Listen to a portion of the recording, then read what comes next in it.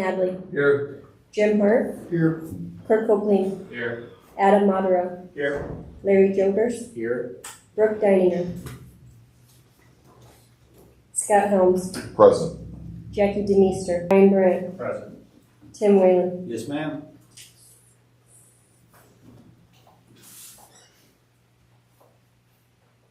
Present, 4 absent. All right, thank you very much. Mr. Frick, would you lead us in prayer? And Miss Anthony, would you mind leading us in the pledge tonight?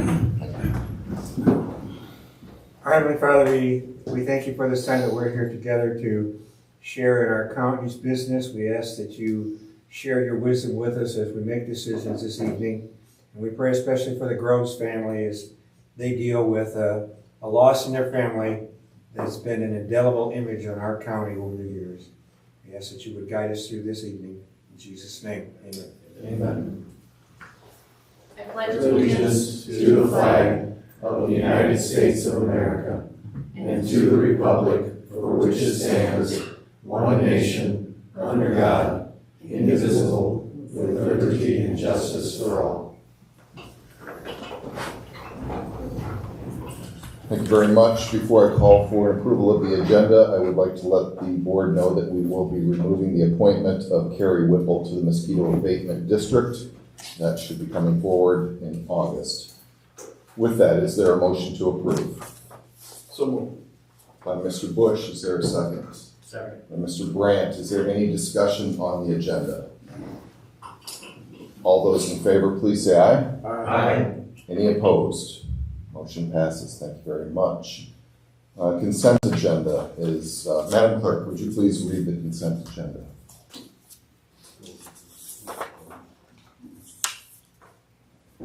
Approval of June 15, 2023 minutes. Refer all claims on the clerk's desk to the proper committees without reading.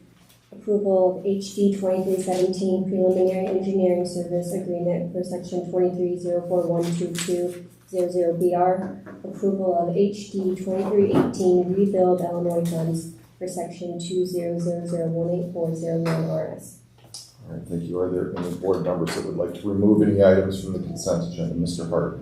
I'd like to remove the nursing center claims.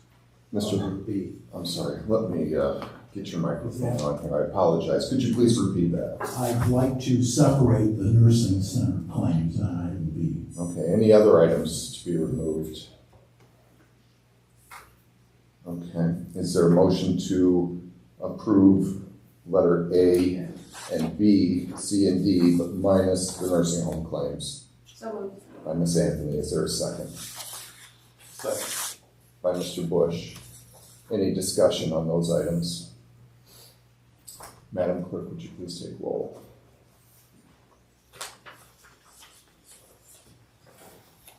This is roll on the the other ones. Everything except nursing claims, yes.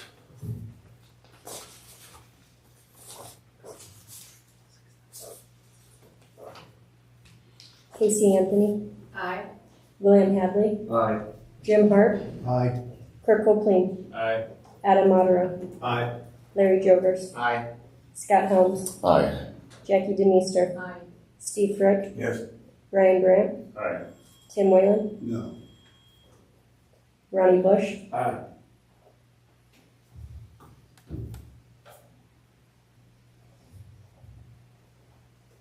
A 1 nay. Motion carries. All right, very good. Mr. Hart, can I assume you'd like to speak to the nursing home claims? Yes, Mr. Chairman, I do. The reason that I wanted to separate those claims is just to clarify and thank a couple of people here, specifically our treasurer and our finance director, who have done a very good job in guiding us through some difficult times here in terms of the accounting and the claims. And now that things are looking up, hopefully it'll take a little bit of the heat off of them, because I know they've been really waylaid with that. So I wanted to first say that. I also wanted to recognize that we are in the black, we are profitable, and we have been all year in the nursing center. This month we were able to pay our bills, and We were also able to pay off the rest of the receivables, the payables from, not receivables, payables, I apologize, from last year. So we've gotten current on that. That's great news. We've been able to pay back a lot of the money that was owed to the county, which is also fantastic. And we seem to have crawled back, if you will, from the COVID situation. I also wanted to recognize the chairman of our finance committee, Mr. Whalen, for doing a really excellent job of going through these numbers and making sure that we have the correct numbers and that he's clarified these things for us, because we can all disagree or agree, and we are all entitled to our own opinions, but not our own facts. And he's done a good job in getting us to the facts. So, Mr. Whalen, I appreciate that. I really do. I don't know if TCM is here or not, but I would like to thank them as well for doing yeoman's work, really doing a fantastic job this past year, and getting us back in good stead. So that was my only reason for wanting to discuss it. I don't know if it's appropriate for me to move to pay those claims now. So moved. Is there a second? Second. Ms. Anthony, is there any discussion on those? Mr. Jokers? Yeah, thank you, Chairman. If I recall from the Finance Committee meeting, I believe the nursing home is still about $600,000 behind. I know that number varies a lot. Part of the reason why the nursing home is inched back on some of the payments is the rates were raised by the state. The reimbursement rates were raised higher, so now all the taxpayers in the state get to pay more and more for the nursing home in this county. So it may appear the nursing home can eventually be in the black, but really it's not. Nothing is free. Someone's taxes has to pay for it, or money is printed out within, and we all pay for it with higher inflation. So nothing is free. It is good to see that they're moving in the right direction, but we're still not there yet. Thank you. Any other discussion? Yes, I'd like to apologize. Go ahead, Mr. Hart. I'd like to address that. That is a larger context as to the federal and the state government helping local government, I think, if I understand the comments. And Mr. Jokers is exactly right with that. I think this comes down to, again, I would not assail those facts, but I would disagree with that being in any way inappropriate. We receive money here to fix roads. We receive money here for the police. Well, I was going to say fire, but that's not counting. And a lot of different services, the jail and everything else. We pay taxes for that. I think we're going to pay those taxes either way. I think we should try to recoup as many of those taxes as we can, which is why we apply for grant money all the time. And if it's not in the context of the nursing home, no one has a problem with it. I don't think we should have a problem with this either. But I take his point, so thank you. Anyone else before we vote on paying the claims for nursing? All right, seeing none, Madam Clerk, please take roll. Jim Hart, Yes. Kirk Copeland, Yes. Adam Modero, Aye. Larry Jogers, Aye. Scott Helms, Aye. Jackie DeMeester, No. Steve Frick. Yes. Brian Durant. Aye. Tim Whalen, Yes, ma'am. Ronnie Bush, Aye. Luann Hayes, Aye. Casey Anthony, Aye. William Hadley. Yes.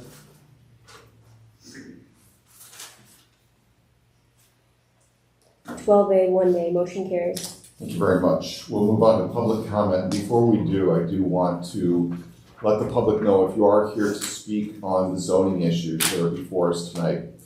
Unfortunately, I will have to limit your comments and not be allowing them tonight on 2 Thursdays ago. So the county board can only consider the testimony from that hearing when making their decision tonight. So unfortunately, if you have public comments specific to those zoning issues, they will not be allowed. As far as reading comments for people that are not here, each individual will be allowed 3 minutes for public comment, regardless if they're your comments or someone else's. So please keep that in mind. There will be public comment and at the end as well. So if you'd like to step forward and give public comment, please state your name. I'd like to. Where are we doing that? Are we At the doing podium. Podium here? Hart. You know, I don't get enough time on the floor, Mr. Chairman. I hate some extra time. Is this on? No. It's on up here. You'll have to turn on the microphone. Can you hear me? I just, I don't know if I brought my notepad. I wanted to address something that came up this morning. I had been forwarded a text that had gone out to everybody, not everybody, but a lot of people in the county. I received this throughout the day, just making me aware of it. And it was an anonymous mass text by some cowardly reprobate. It was a photograph of me, and and I don't object to I thought it was a rather becoming photograph. I was fine with that. And I don't object to the text or anybody referring people to me. It had my phone number, that's fine. Call Jim Hart, that's fine. What I'm objecting to is, again, the cowardness of it. And I'm also objecting to the absolute dishonesty of that text. It had pictures of bed bugs. It misstated what our stars were in terms of quality care. We're up to 4 on staffing. We're up to 2 overall. Everything is moving forward, yet some people don't want to see the facts. They want to ignore that and politicize this. So that's what I object to, is the dishonesty and the misstatements of fact. I can't explain reprobates like that. They gave me the moniker, and I've always been looking for a good nom de gore, of Chicago Jim, because I'm originally from Chicago. That's true. I'm proud of where I come from. I'm proud of where I went. I'm proud of where I am. That kind of behavior is just completely immature and inappropriate. I also want to make clear, because a couple of people on the board have said something to me, I never had the thought that it was anyone I served with on this board. I know it isn't. That's not the kind of group that we are. I know that. And we can't, so no one here is responsible, but I just wanted to clarify the record in terms of the misstatement of information that they made. Thank you. I'll leave that on. Anyone else?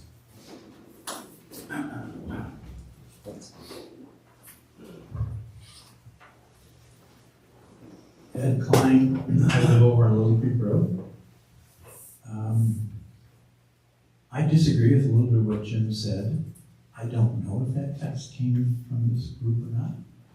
I do know that there's someone in this room that knows who's sending these texts out. I absolutely positive that.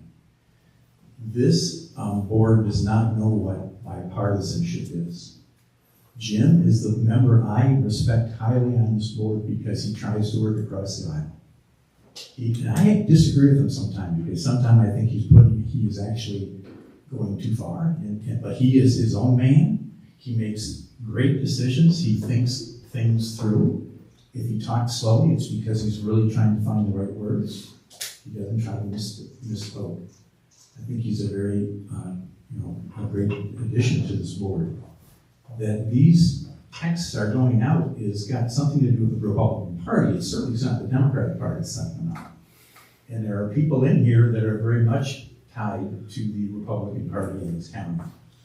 And that leadership in this county is way off on a tangent somewhere. We actually get support from those texts. They are backfiring. We get calls, people who weren't even aware of the issues call us and say, what does this mean? And we explain it to them, and then they're like, well, give me more information. Here's my information, make sure you put me on your mailing list.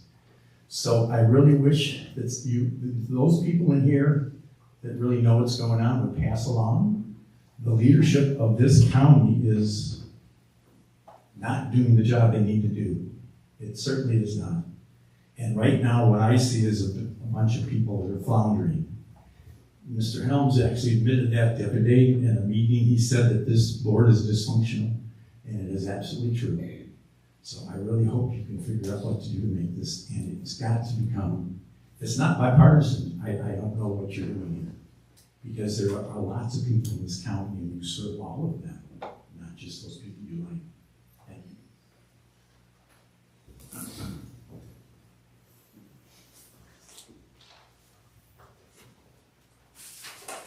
My name is Lori Youngblood. I am here to read public comment on behalf of Lori Myers in Freeport, Illinois. Last night, I learned that taxpayers are only paying $25 per year per household to support Walnut Acres. I, for one, would support a tax levy increase to support our nursing facility. Although Walnut Acres is making a profit under the current management company, they have turned the ship around. I'm extremely disappointed in some members of this board who continually try to sabotage our public nursing facility. We desperately need to keep this facility public and stop the sabotage so that it can thrive once again. For those stating that there are Medicaid beds in the privately owned local facilities, there are a few, and those beds will be filled with private pay patients over Medicaid patients.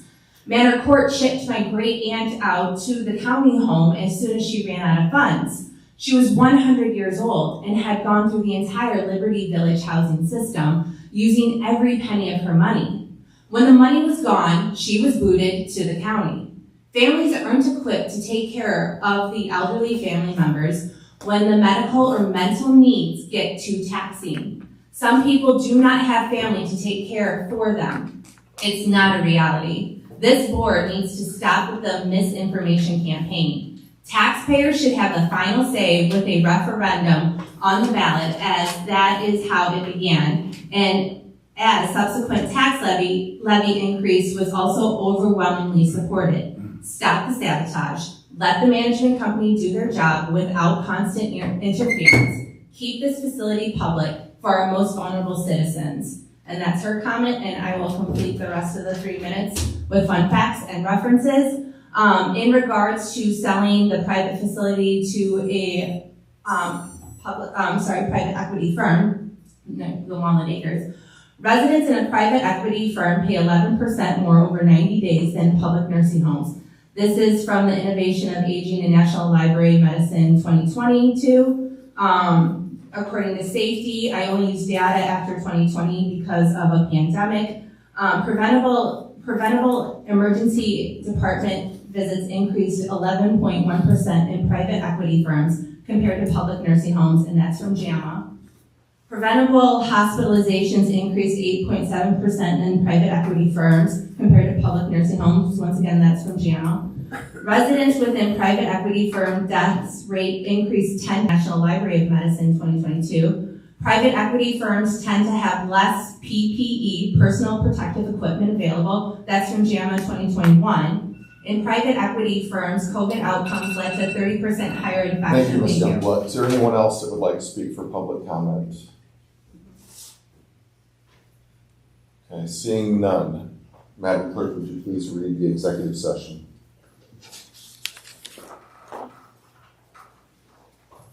Five ILCS 122 C11, litigation when an action affecting or on behalf Go into executive session.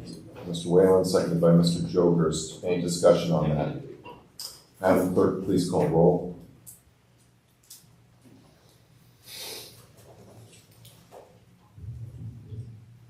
Tim Whalen, Yes.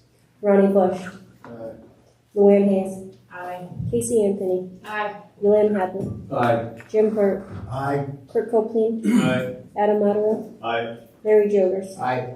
Scott Holmes, Aye. Jackie DeMeester, Aye. Steve Frick, Yes. Brian Grant. Aye. 13A, no nay. Motion carries. Thank you. If everyone would please exit the room, we will let you know when we're ready to come back in.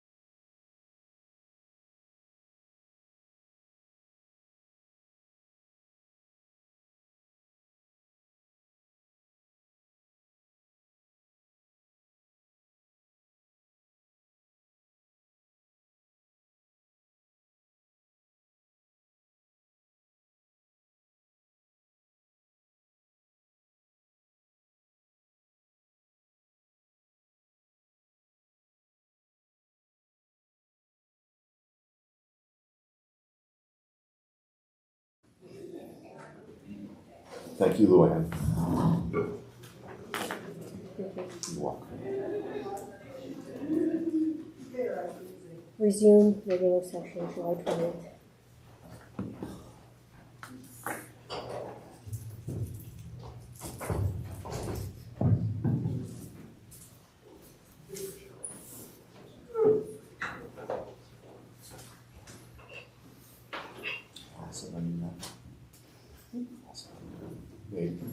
All set?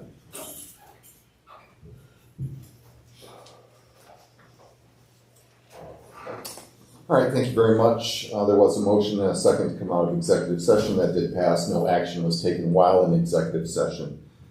Mr. Hart. Mr. Chairman, I'd like to make a motion to approve a settlement for workers' compensation claim 220429W006. Is there a second? Second. By Mr. Copeland. Is there any discussion? Madam Clerk, please take roll. Jim Hart, Yes. Kurt Copeland, Yes. Adam Modero, Aye. Larry Jogers, Aye. Scott Helms, Aye. Jackie DeMeester, Aye. Steve Frick, Yes. Brian Brandt, Aye. Tim Whalen, Yes. Ronnie Bush, Aye. Luann Hayes, Aye.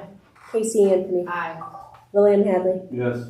13 A, 0 nay, motion carries. Thank you very much. We'll move on to zoning. Ms. Henning, would you mind coming up?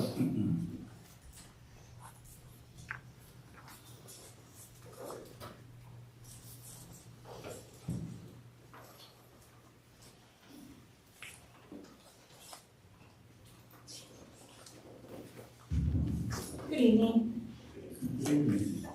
Thursday, July 13th, the zoning board of appeals met with a full quorum. The only hearing in for the evening was TPE Illinois ST 78 LLC. Turning Point Energy is requesting a special use to allow for a 5 megawatt solar facility located at the southeast corner of West Lily Creek Road and Van Rockland Road.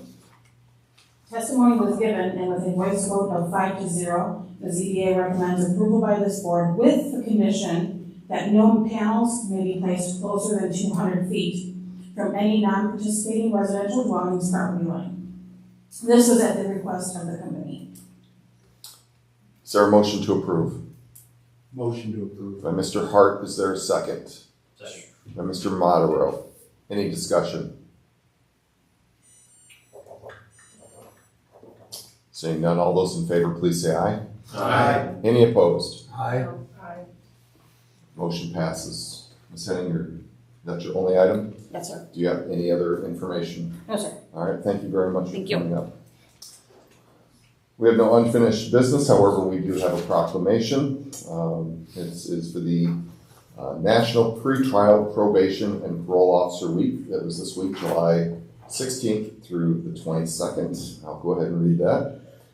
Whereas community corrections is an essential part of the justice system, and community corrections officers uphold the law with dignity while recognizing the right of the public to be safeguarded from criminal activity, and community corrections officers are responsible for supervising adult and juvenile offenders in the community, and community corrections officers are trained professionals who provide services and referrals for offenders, and community correction officers work in participation with community agencies and groups, and community correction officers promote prevention, intervention, and advocacy, and community corrections officers target patterns of criminal behavior with proven methods of intervention, and community corrections officers keep abreast of the current research to ensure safe and cost-effective interventions are utilized, and whereas community corrections officers are a true force for positive change in their communities.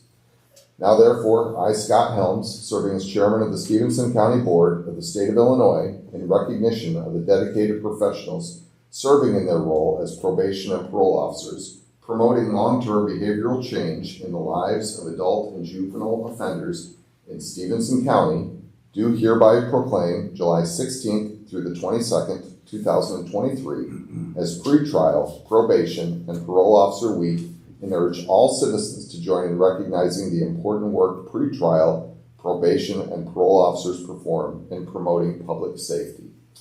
Is there a motion to approve? So Mr. moved. Jogers, second by Mr. Bush. Any discussion? All those in favor, please say aye. Aye. Any opposed? Motion passes. We do have Dr. McGee here in the audience. Dr. McGee, would you be willing to come up and give us a few words? Sure. Thank you.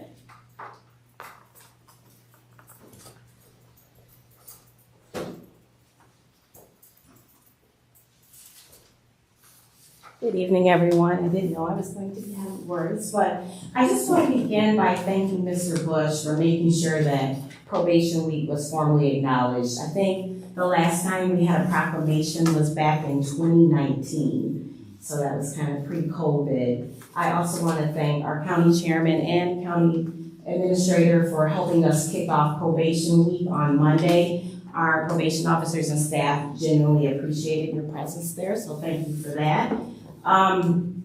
It's been a great week. I had a mandatory training that I had our officers go to about 2 months ago on the importance of teamwork and helping to promote a positive work environment. And one of the things they asked the POs is, what do you guys like? What do you want? What helps motivate you?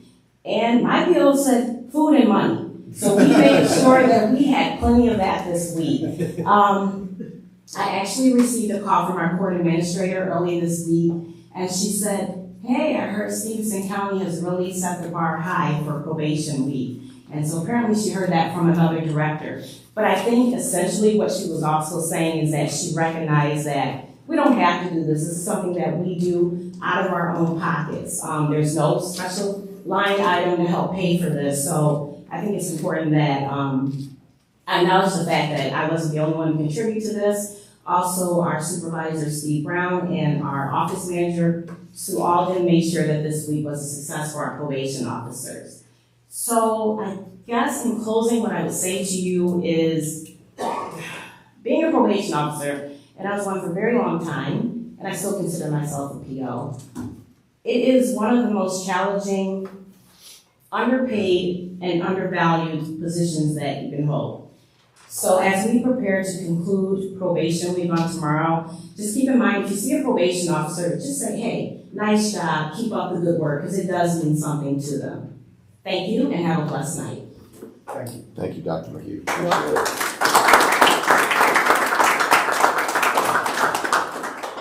I would like to echo your comments about it being a thankless job and truly a calling. It's more than obvious. These employees don't do this for just the money. So thank you again. We're very, very lucky to have you and your staff in the county. All right, I will move on to the chairman's report. The first thing I'm sorry. I'm sorry. Go ahead. I would like to speak. I just wanted to echo that as well. I've sat on court services for most of my duration on the board since 2017. And have seen the work that many of the department heads of probation have done. And I know that Dr. McGee has been in probation for a long time, so it's been part of that effort. I've always said that the general public has no idea how many services that probation provides. If you don't know, here as a county board member, you really need to go down and visit with Dr. McGee and figure out or discuss what they offer.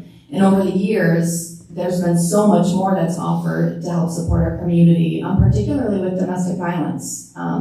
That's been something that's been kind of pushed aside by communities for a very long time.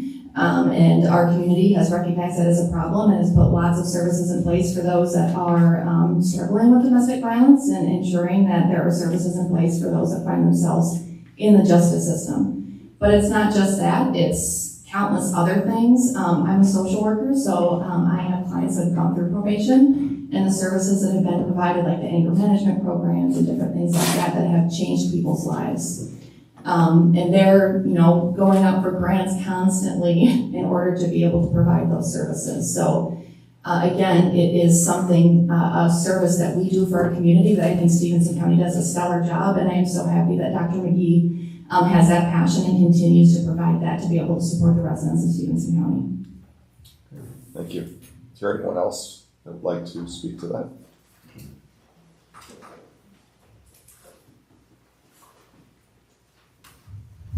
Okay. I'll move on now to the chairman's report. The first thing I would like to do is acknowledge and recognize the life of our good friend Terry Groves, who passed away last Saturday. As many of you know, Terry began his work with Stephenson County in 1991, first serving as an EMA director, and then up until just about the end, spent most of his time in the zoning office, and up until a year or two ago as the executive director out there. Terry was a longtime member of the Freeport School District and a veteran of the Vietnam War. I think you've all received some emails regarding the visitation and the service. It will be on Monday, July 24th from 4 to 7 p.m. at Walker Mortuary, and it will also include a 21-gun salute. I personally met Terry in December of 2005 after I was sworn into the Freeport City Council. He always greeted me with a "good evening, young man," and a smile. He was always a fixture at these meetings, and he was always sitting in the back right between Beth and Dale. And I can remember that all the way back to 2016, and I'm sure it was probably longer ago than that. Terry was a dedicated public servant and a friend, and he's going to be missed. I would ask everyone to please stand for just a moment for a moment of silence.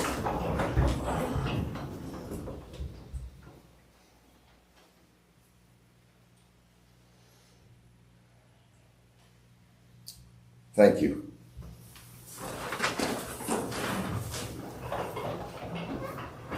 As many of you know, the state of Illinois is working to bring passenger rail service from Chicago to Rockford beginning in late 2027.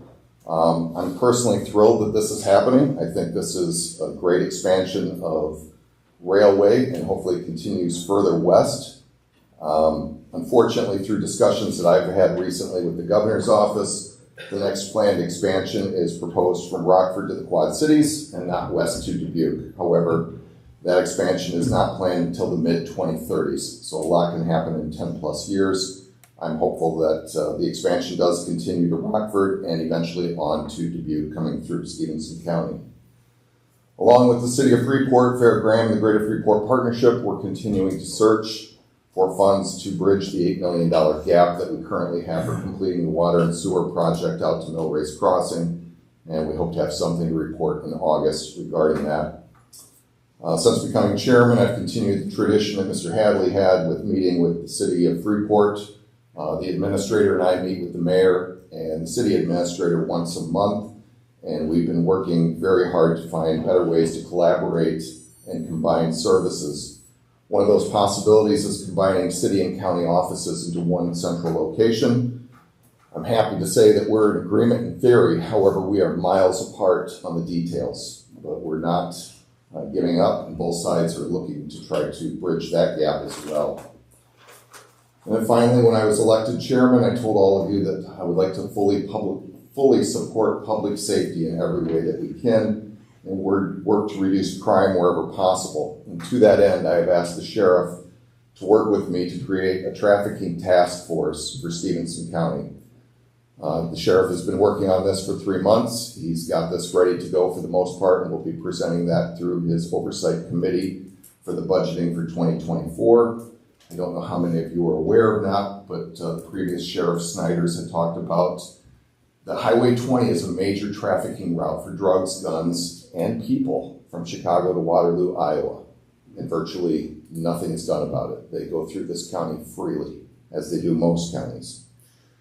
We plan to combat this the best way that we possibly can with a small force to do so, and we're hopeful to get that approved through the county board, and we're hopeful that state's attorney's office and the judges will be on board with this, and we can hopefully reduce the amount of drugs, guns, and trafficking of people through this county and from this county. It's a bigger issue than I think most people realize.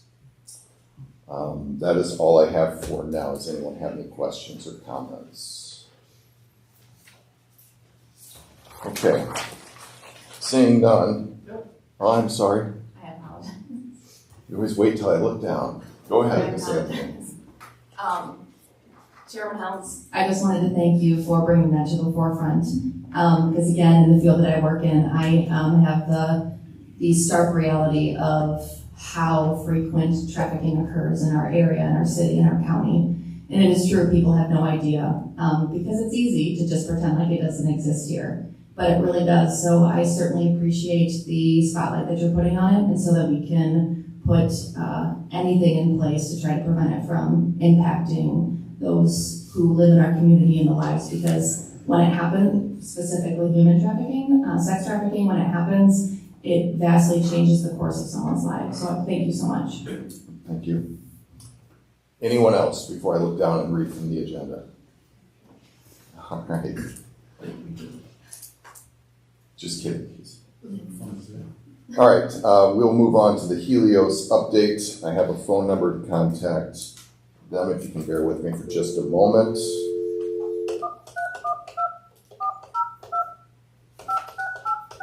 And this will be Mario Wilson from Helios.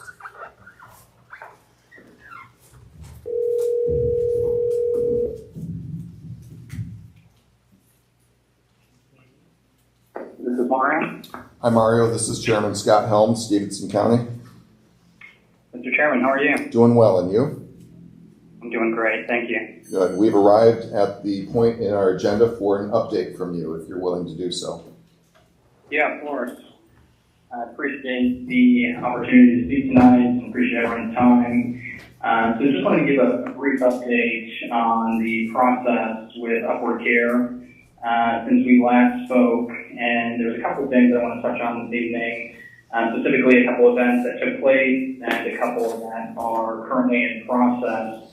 The first is, I guess, a general update. Upward Care, as of yesterday, has toured Walnut Acres, and they also had an opportunity to have a conversation with the union representatives to discuss working together in the event that the facility does transfer to them. And the results of the tour went well. I think that they were impressed with the physical plant and the operation. And moving on to the call with the union representatives, they, while the union, of course, opposes the sale, I think that the call couldn't have gone better.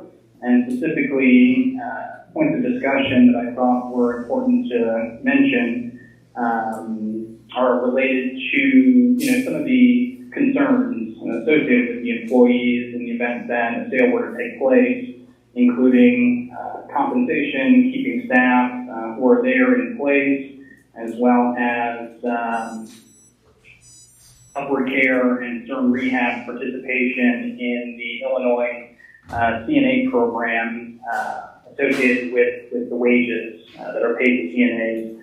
And so after going through that process, having that discussion, it was evident, at least to me, at phone call, that Upward Care and Stern were on the same page as it related to the concerns that the union representatives had related to the staff, specifically associated with the CNA program, as well as what would happen to employee benefits, et cetera. And, like I said, I think the call couldn't have gone better, given the stance of the union representatives related to the sale. And so from here, I spoke with Upward Care yesterday. They are putting together a purchase and sale agreement that will be forthcoming, and TBD on the arrival of that, but I know that it is in process. From there, what they'd like to do is actually schedule a time to host a town hall, give the public and anyone who's interested the opportunity to ask them questions, to get to know them, and to discuss their plans in the event that the sale does take place. So overall, they are committed to moving forward on the transaction, assuming that that is the outcome of this process. And I think that it concludes the update, and I'm happy to answer any questions that anyone might have. Thank you. Any questions? I have a question. Go ahead, Mr. Hart. I'm curious as to whether or not they have discussions with our union regarding this issue and regarding the union bargaining agreement. I remember that being a very sensitive issue to the board here in terms of TCM having communication with our union, and I voted to make sure that we did not allow that. So I have some concerns that they're talking to the union, number one. Secondly, some of the feedback I've got is not that things could have gone better, but that the union still opposes the sale, has a lot of concerns. And finally, that they can talk to the union and say whatever they want right now, but that won't make it so in the future. And that's been seen time and time again when a public nursing home goes private. Sure, I'd be happy to address those if I could real quick. First of all, Helios, or Upward Care, I should say, does not represent the county. So when they're speaking to the union, they're not speaking on behalf of Stephenson County. Mm-hmm. So I'm not sure where your concern is with that. Well, anyone could talk to the union representatives. Okay. And what was your second? Well, I didn't know what kind of proprietary information they may have had in that conversation. And TCM didn't represent the county in the union bargaining agreement either. Actually, they were representing the county at that time. They were talking about an agreement to enter into a CNA reimbursement program. Well, my recollection is that they were having communications which the contract allowed for, but they weren't negotiating a union bargaining agreement. No one said they were. Well, at the time, that was at least what was inferred. You would make a motion to make sure that they weren't allowed to do that, which I supported because they shouldn't. I'm just not certain how this differs. I made a motion to do that. I'm not sure you and I served on the board where I would have been in the position No, to make you any did. motions. It was after executive session. I can't remember what month it was, but you can look back on And it. you voted on that. You were I sworn in. voted on that, yes. Okay, well, regardless, what was your second question? Well, I don't remember what I had stated right now, actually. Mario, did you? Go ahead, and I do have another. Mario, did you want to address any of those, at least the one question? You know, I caught a bit of it. I think I did not hear the second part of the question. It sounds like, Chairman Helms, I think that I would defer to your comments in response to the first question. I didn't hear the second question. I'm sorry. That's okay. Mr. Hart doesn't recall either, so I guess we'll move on. Before you continue, Mr. Hart, I'm going to move on to Ms. Anthony. Sure, please. Go ahead, Ms. Anthony. Thank you, Mr. Chairman. Do you know if Upward Care plans on operating the building itself or leasing it out to a third party? Yeah, so the information that we provided originally on Upward Care had a addendum that included the information on their operator, the company called Stern Rehab, and all the information relevant to their organization, their facilities that they operate in Illinois is included in that package. But they would be in partnership with Stern Rehab. Okay, thank you. I'm sorry, did you provide information in that packet, and I apologize, it's been a while since we got that. Did you provide information in the packet about Stern Rehab, or just that they would be working in tandem with them?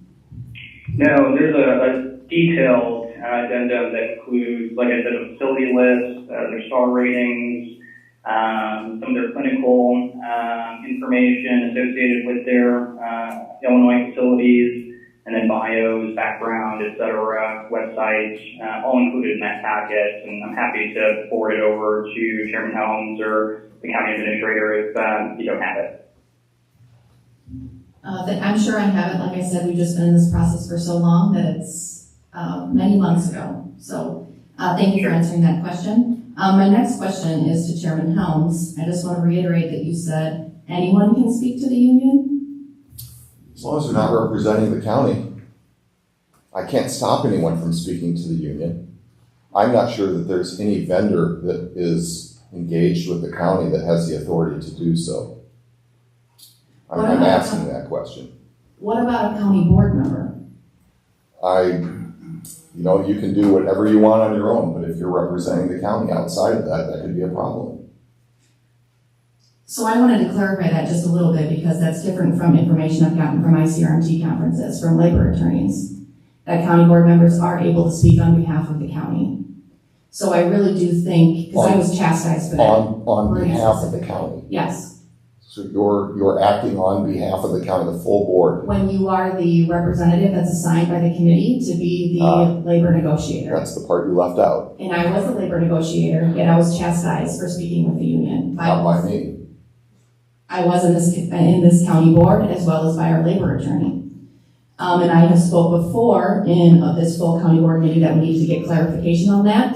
And I would ask again that there be more definitions or clarifications and guidance on those people who are in those positions, because I thought I was acting in good faith and was chastised publicly. And then I go to these conferences and find that I was acting appropriately. And so it's very confusing, especially for people that are new and have never been a labor negotiator when you're put in that position. So I think that just in general, as a county board, that if you are chair of any of those committees to be a labor negotiator, there should be some education that comes along with it. Absolutely. And to my knowledge, since I've been on this board, if there's a union that reports, or a union membership that reports to an oversight committee, it's always been the committee chairperson that's been representing the county in negotiations. Correct.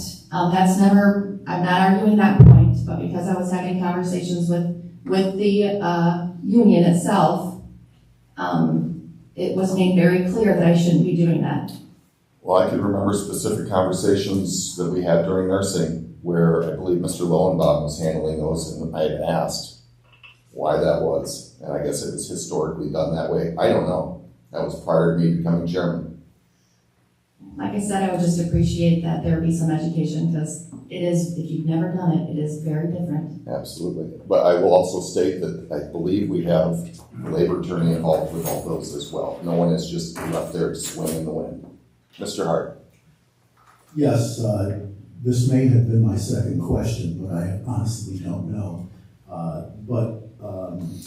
Mario mentioned the Illinois CNA program that we've looked at before, and apparently Upward Care has talked to the union about that.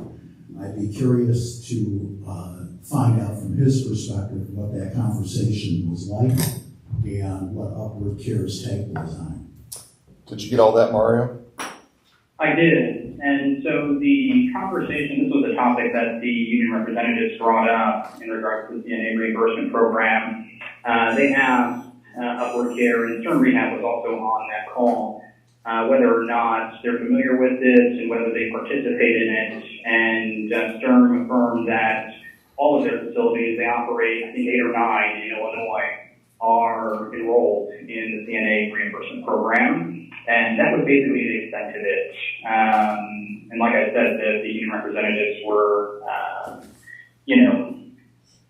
glad to hear that they do participate in that program, and that One Acres would also participate in that program in the event that they took over.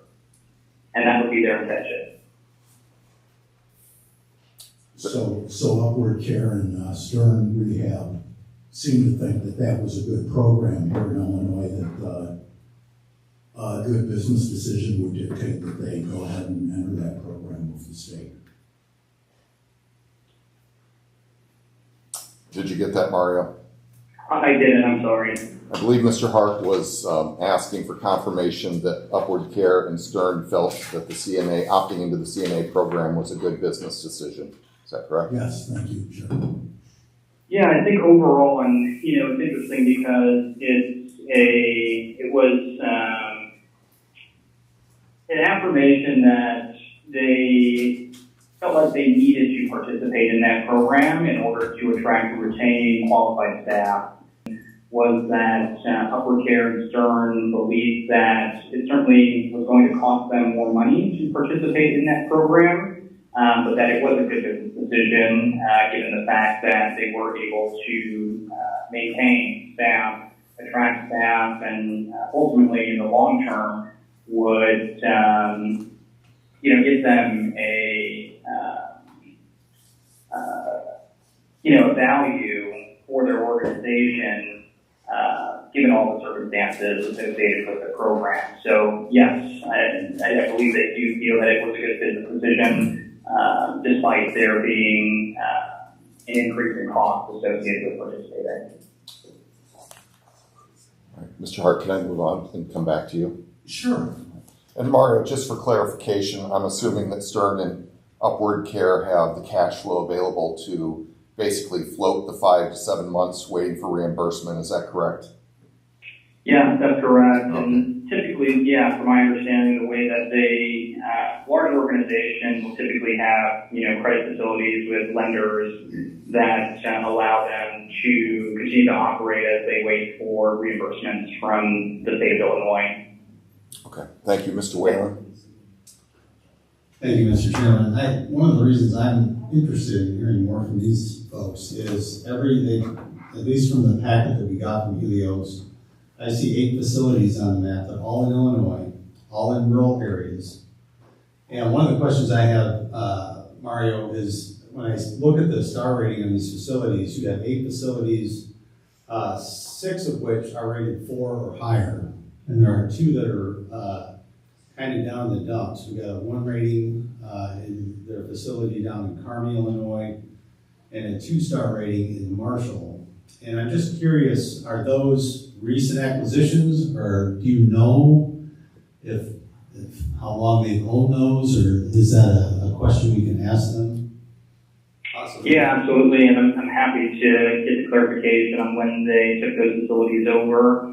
I would assume that they are relatively recent acquisitions, given the remainder of their facilities in Illinois where their star ratings are.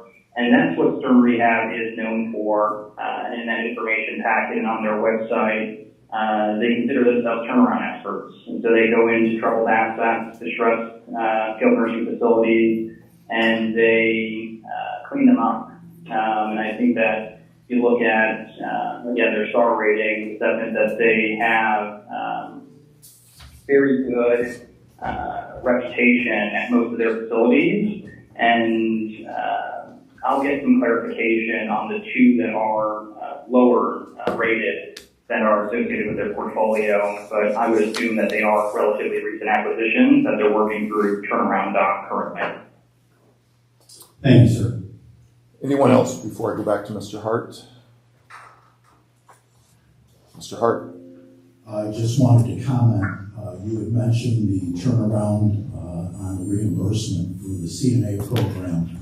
My understanding is that that's been shortened, number one. And secondly, since we initially started looking at that and decided not to enter that program, our Medicaid beds have increased to a point. I can't remember what the exact percentage was initially that the state would have been reimbursing us. Perhaps 60% is in my mind. I believe that would be at this point in time for us up to 90% because of the participation on Medicaid. TCM can come up and correct me if I'm wrong or talk to that, but the point is that program would be very inexpensive to us. The reimbursements would be much quicker, and it's something I feel we should have done all along. Mr. Hart, do you have any questions for Mario? Well, I was addressing your comment. That okay, a question right now we're on the Helios update. Yeah, so I do. Let's keep it germane to the conversation. I was responding to your comment, Mr. Do you have anything else for Helios? I My do question have was to Helios. I don't remember it being a question. I think it was a comment on reimbursement. I asked Mario if Upward Care and Stern had the cash flow available. Oh, you're right. I apologize. Thank you. You're Do you right. have anything for Helios? Yeah, I do. The last item is I'm curious to hear some details about the town hall meeting that they're proposing. Yeah, absolutely. And so we are coordinating with Stern and Upward Care to host a public town hall to allow the public and anyone who's interested to ask questions and get to know who they are and what their intent is for the facility if they were to take it over. And the intent is to try to put something on the calendar prior to the next Stephenson County Board meeting. And so once we have that confirmation, we will pass it along. Mr. Hart? Thank you. Anyone else? Okay. Mario, any other comments before we let you go? No, I think that's it. I just appreciate everyone's time, and I'm available for any other questions that might come up in the interim. Thank you. Thank you, Mario. Have a good night. You too. Thank Thanks. you. Bye. Thank you. Okay, we will move on to appointments. Madam Clerk, would you please read those? Approval of appointments to the following fire district: Winslow reappointment of Brock Kent, Winslow appointment of Steve Lunson, approval of the appointment to the Board of Health, reappointment of Dr. Chad Reed. Would the board like to take these all together or separately? All together. Is there a motion to do so? So moved. By Mr. Bush, seconded by Mr. Frick. Is there any discussion on these appointments? All in favor, please say aye. Aye. Any opposed? Motion passes. Thank you very much. We will move on to action items and information from committees. First, we have finance. Mr. Whalen, you have 3 action items. Thank you, Mr. Chairman. Let me get your microphone on. There we go. Thank you, Mr. Chairman. We have 2 resolutions. I will read the first one to establish the salary of the Office of State's Attorney for the annual salary reimbursement, including insurance contribution. The second is similar to, so I will not read the whole thing, but will reiterate just the title of that as we consider it. So, resolution establishing the salary for the Office of the State's Attorney effective July 1st, 2023. Whereas the amount of compensation of the Office of State's Attorney is set by state statute 55 ILCS 5/4-2001, whereas the state of Illinois shall reimburse the county 100% of any increase by state statute, and that was as of December 31st, 1988. Whereas the state of Illinois has increased the annual salary of the state's attorney by $8,682.67 effective July 1st, 2023, and will submit appropriately increased reimbursements. Now therefore be it resolved that the Board of the County of Stephenson, Illinois approves the increase in annual compensation for the position of state's attorney by $8,682.67 to be paid in accordance with the standard payroll practices of Stephenson County effective July 1st, 2023.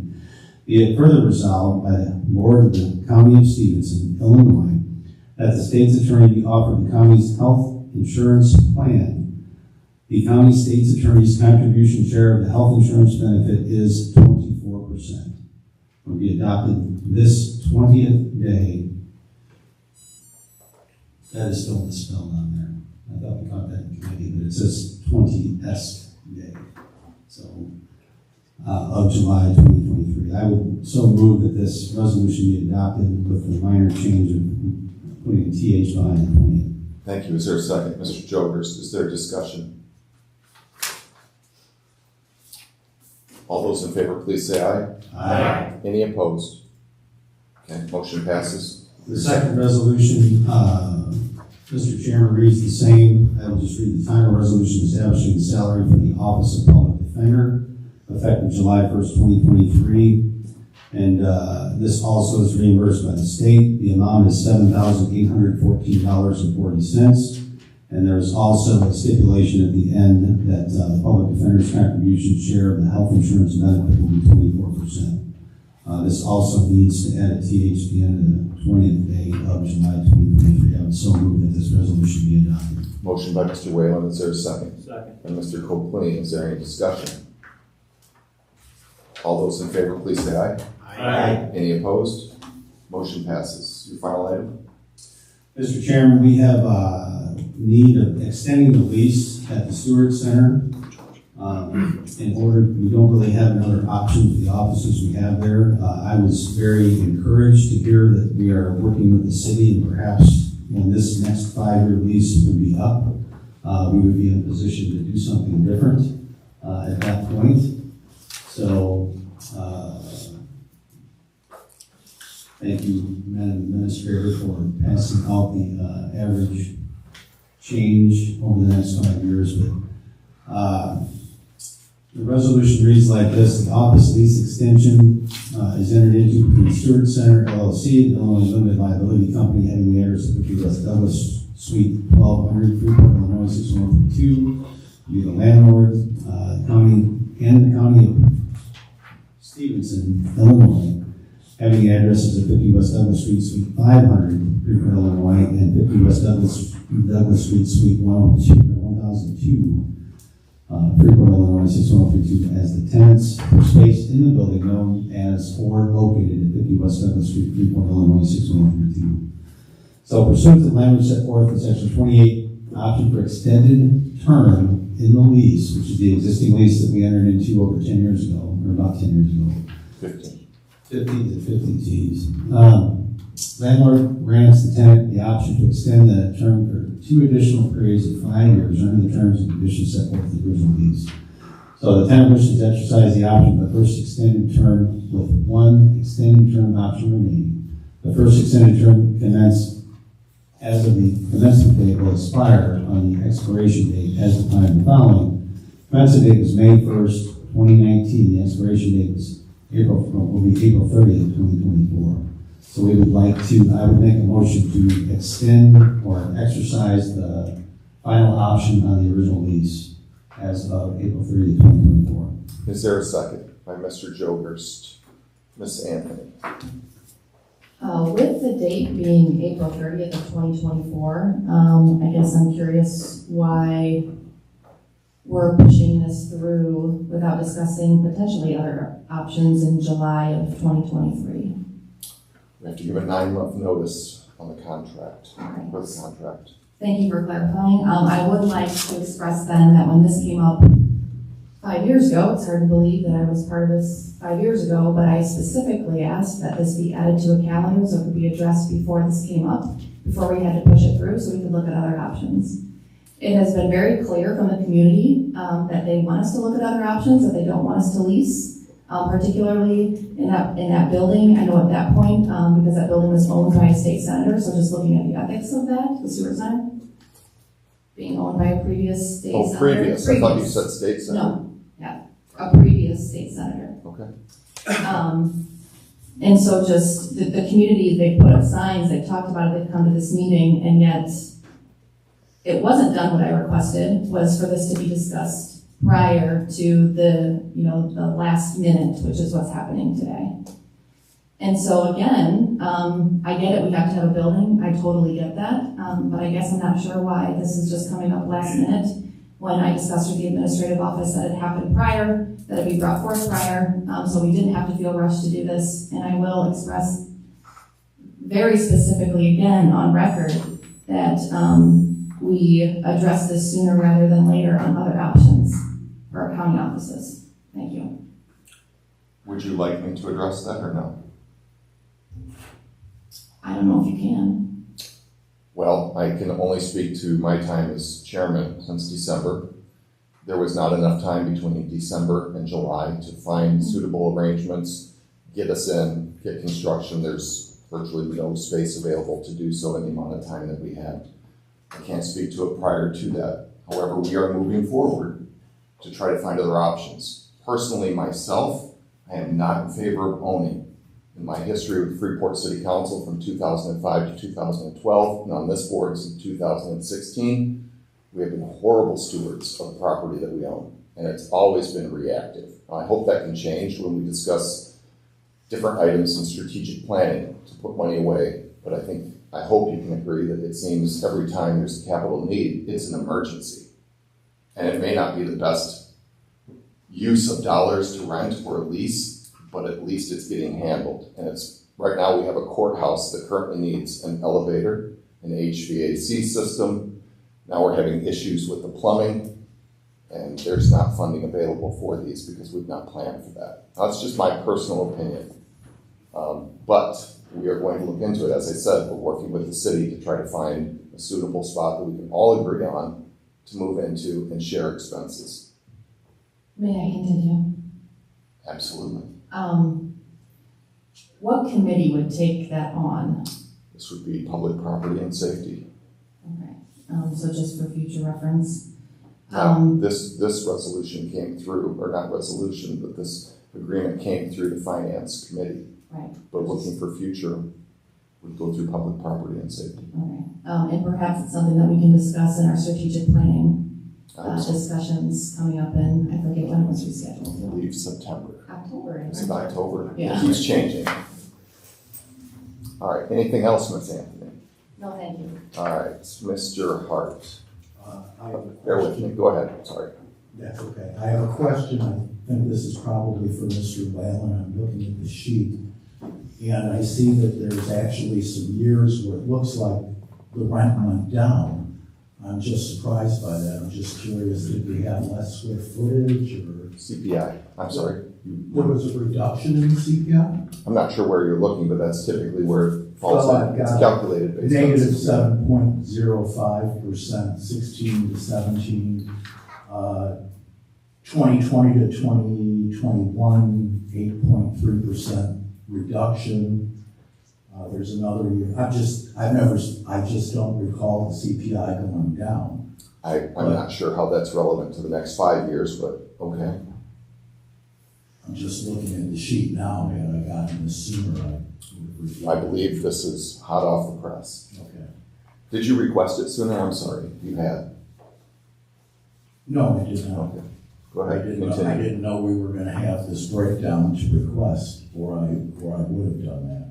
I'm just curious, I don't know, does it have to be, do you have to feel it's germane for me to ask the question? It's I don't helpful. think so. It's helpful. Yeah. Keep us on task. It's not helpful to me, but, these last, 1, 2, 3, 4, these last number of years here, these are at 4% estimated on the second page.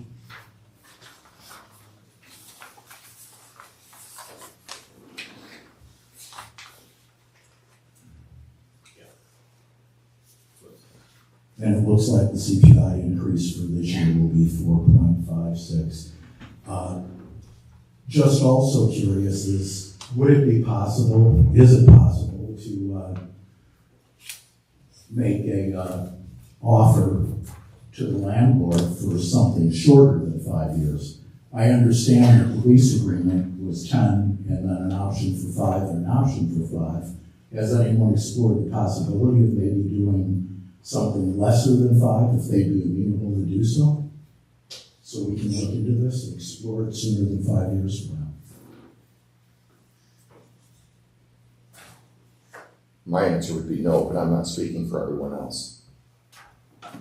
Your answer would be no, we didn't, and you think no, we cannot make a counteroffer? No, I'm saying no, we did not look at a lesser term. We only looked at and brought forward to exercise the final 5 years of the contract. I got you. Is that, do we think that would be a possibility to make an offer? I think you can make motions to do pretty much anything that's germane to this topic. Okay. Okay. May I make a motion at this moment then? Yes, we do have a motion and a second on the floor to approve, correct? Madam Clerk? Okay. Yes, go ahead with your amendment. My amendment would be to make a counteroffer to the Stewart Center for 2 or 3 year period. Let's make it 3 years to be realistic, and see if we could up for 3 years rather than 5 years. That would be my motion. Is there a second? I'll second. By Ms. Hayes. Discussion on the amendment only. Mr. Frick, sorry, I didn't see your light lit up. Give me 1 second to clear the queue. Go ahead, Mr. Frick. I guess this is all great, but if I'm the owner of the building that is being leased, I'd be more than happy to negotiate with you a 3-year contract, because that means at the end of 3 years, I can raise it again instead of waiting for 5. And I don't see why we would do that when we can lock in a price when we have these crazy inflationary times right now. Why would we even think about that? Number 3, why would we think about that when we have no facilities in our area that can handle what we do? We don't have the dollars to spend the millions that we talked about, even when we talked about potential nursing home building.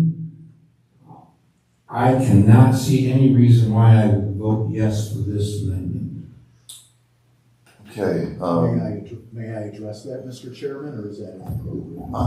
well, unless you come back to it, I'm gonna go on to the next speaker if you don't mind. Yes, please. Ms. Newcomer? If I could add some information, the decreases that you see on those, Yes. that's part of that CAM cost, the common area maintenance. Okay. So you have years where property taxes are less, insurance on the building is less, different things. So all of those are played into that factor, which is why the next 4 years is a guess at best with the 4%. We don't know what's going to happen on that next 5-year extension. Secondly, when I did meet with the building manager, asked about options, and it was your original lease had 2 5-year extensions. That's what's on the table. Otherwise, it would be telling them we're not interested in the 5-year and renegotiate the entire thing.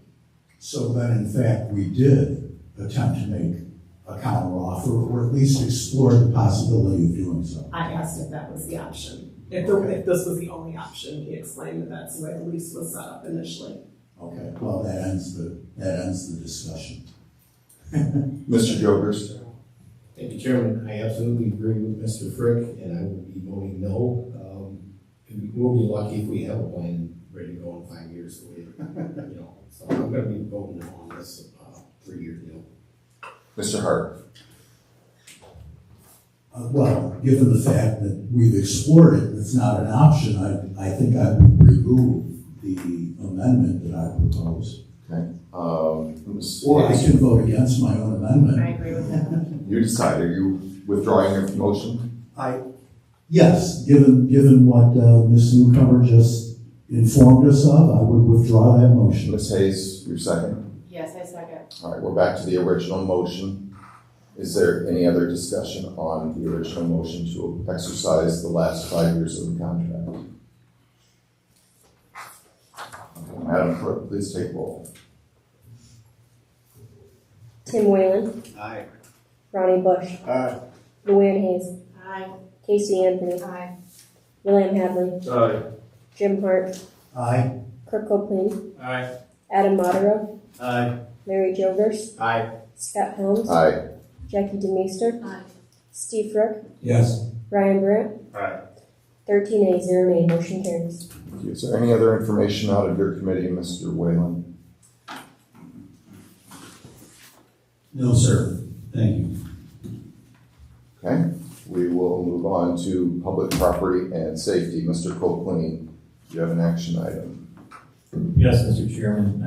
I have a resolution establishing the salary for the office of sheriff effective July 1st, 2023. I'll read it here.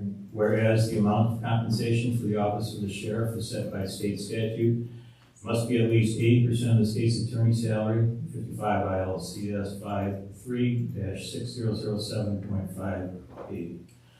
Whereas the state of Illinois shall reimburse the county for 66.6% of any increase.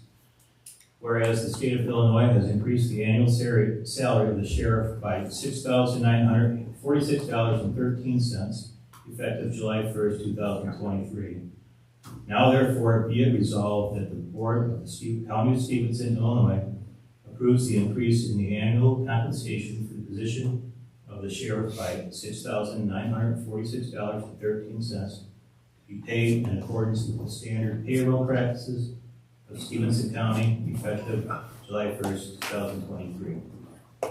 Be it further resolved, the Stephenson County Board instructs the treasurer to make application to the state of Illinois for a reimbursement of 66 2/3 of the increase on a monthly basis. Adopted this, I need the 20th instead of ST,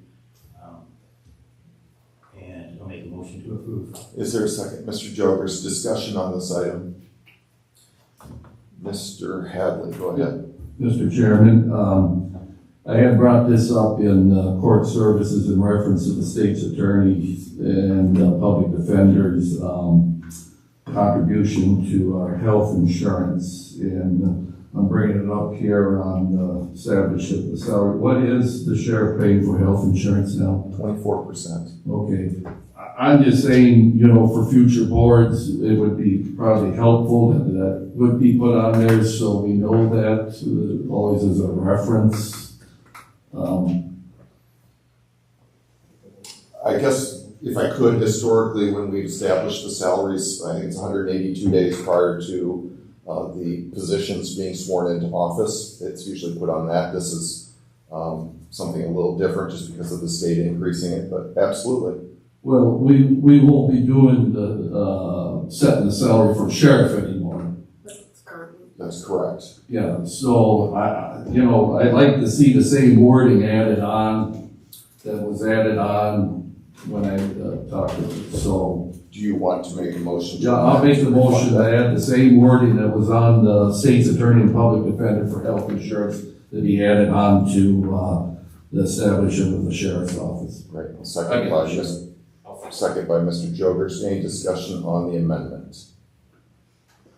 Okay, this is on the amendment only. All in favor, please say aye. Aye. Any opposed? Back to the original motion. Is there any discussion? Seeing none, all those in favor, please say aye. Aye. Any opposed? Motion passes. Thank you. Mr. Copeland, do you have any other information out of your committee? Yes, mainly the sheriff's department. At the meeting tonight, Sheriff Stovall would like the efforts of a Stephenson County deputy, a Lena officer, and 2 EMTs recognized in their efforts at the unfortunate incident at Lake Leogwina. The new hired social service administrator was busy in assisting 20 incidents last month and has performed flawlessly. There's 3 correctional positions open with 3 applicants going through the Merit Commission hiring process and 2 deputy positions open. The chief deputy had worked Teddy Baker days due to the lack of manpower on that day, and Sheriff Stovall is asking for another deputy in the upcoming budget. There are 3 road deputies on a shift for the county now, and the sheriff believes that there should be 4 to give better protection and service to the residents of this county.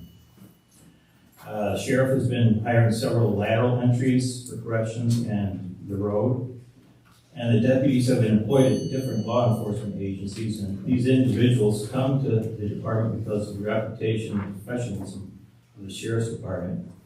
My thought about the transfers is, from the time I've been on the board, I feel that the Stephenson County is privileged to have excellent, professional, hardworking department heads and elected officials involved in the day-to-day operations, and I believe that the public can see that. Thank you. Thank you. Any other thoughts, Mr. Copeland? That would be it. All right, thank you. Moving on to administration, Mr. Jogers. Looks like you have 2 action items. Yeah, thank you, Chairman. Let me get your microphone. Sorry. Go ahead. All right, thank you, Chairman. Yeah, we have 2 items on here. The first one is approval bid for voter registration system. We'll speak to that one first. Actually, the county clerk is going to give some details on that, and I'll make a comment after she does that. Does anyone have any opposition if I speak for up here? No, please. Just some backside, there is only 8 voter registration systems that comply with the State Board of Elections. I received 2 bids, did not receive a bid from our existing vendor. They said they don't bid out their current customers. Current contract, we are paying $24,823 a year for the annual contract. The 2 bids that came in, one was from Platinum. Overall, with the training and all the additional fees that you would see, cost $38,415. The bid from Liberty, not including the 2 poll books, came in at $32,500. Some more backside, we currently use Liberty for our election services and equipment. Had a 5-year contract that went into place in 2020. We have loved the services that we've had with Liberty, so it was kind of a no-brainer to move forward with them in the voter registration system. Some of the things that are exciting is Liberty focuses on the state of Illinois. The current vendor we have, they have in other states, so they are not as familiar with Illinois state statute. So Liberty focuses on Illinois state statute and implementing that into the product. And another improvement that I think the citizens will like on their end is The report, sometimes you ask for walk lists. Those can now be Excel formatted for you, but we spend a lot of time in our VR system daily, and it's a big part on our end. Do you guys have any questions regarding it? Go ahead, Ms. Anthony.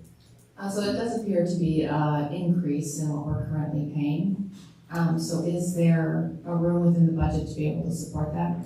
Yes, there is room in the budget. So when you look at that, the total cost for Liberty is the $32,500 and the $3,000 for the poll books. The annual license is actually less altogether, and we are reimbursed through a grant for that annual license fee. The training conversion cost will only be a one-time fee, but there is room in my overall budget for that. Okay, thank you.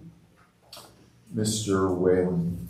So in the new system, the data will be electronic, but you will still have manual poll books and things like that at the voting locations? Yes, you will see in some larger counties they have electronic poll books.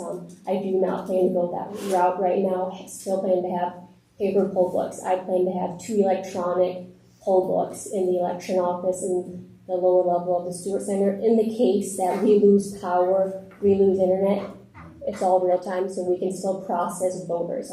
The 2 poll books, I think, kind of serves as some collateral so we can continue voters to go through. And we have a plan to protect that data and things along with this in terms of voter registration data that we're going to hold. Because right now it's still in paper, right? Or how are we managing that system today versus what we're going to do going forward? Do you have any idea on what? Do you understand what I'm saying? Currently electronic. Right, but I mean, how are we protecting that? Do we have is that part of Mr. Louis' responsibility? I mean, that's a big deal to me, like protecting the voter information that we bring in and making sure it's current, making sure it doesn't get hacked. I mean, is that part of this As far as what proposal this company is going to do for us? Are they going to help facilitate the data, protect the data?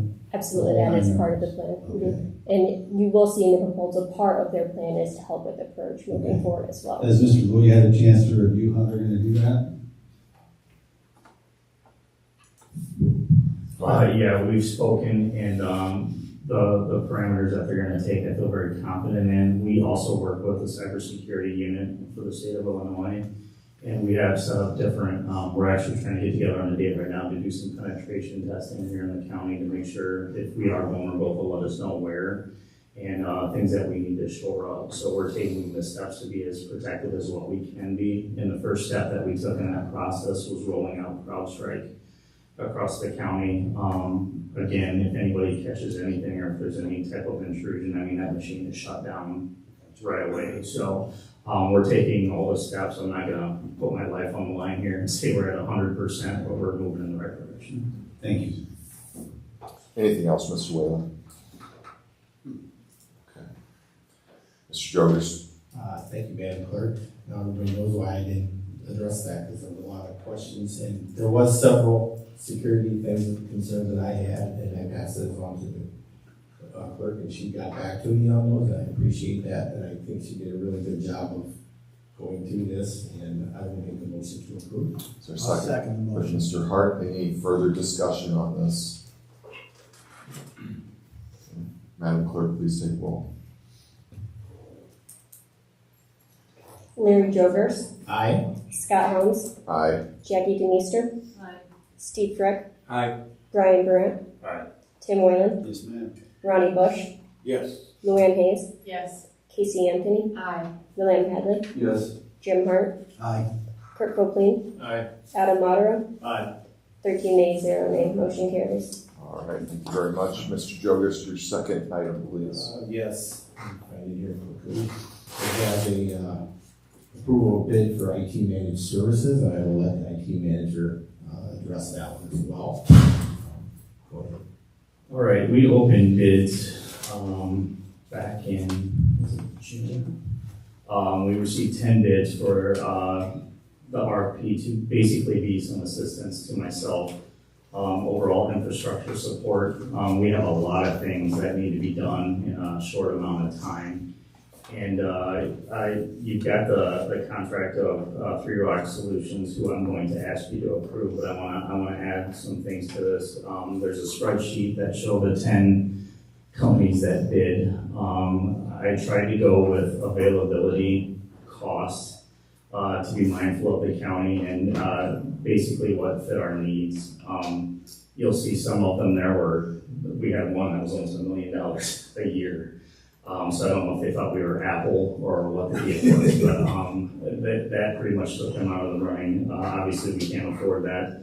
The other thing that I was looking for is like if we don't use the time, I was looking for rollover hours or pay for what we use.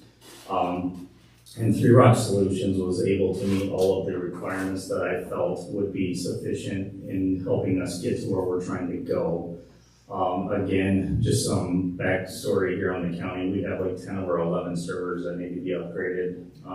October is when they are out of date. So there are projects that are coming up. We have our email renewal coming up as well. And those are all things that I do my best. But again, I'm one guy for the whole county here. So I'm just looking for a company that I can trust, that I have confidence in. And it fits the county's budget. So that's why I'm bringing forward Three Rock Solutions. And I'm looking for the county's approval. Any questions? What are we doing? Go ahead, Mr. Hadley. Are we doing a 1-year contract, 3-year, or a 5-year contract? Pardon me? 3-year. A 3-year. And if I'm reading that right, that's $243,000. Okay, thank you.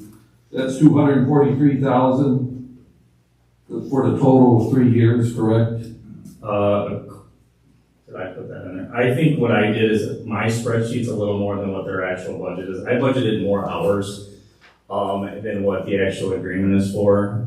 So if you look at the price sheet that they sent us, the 3-year agreement is actually $156,000 for 3 years, and that's based on 20 hours of support per week at $75 per hour.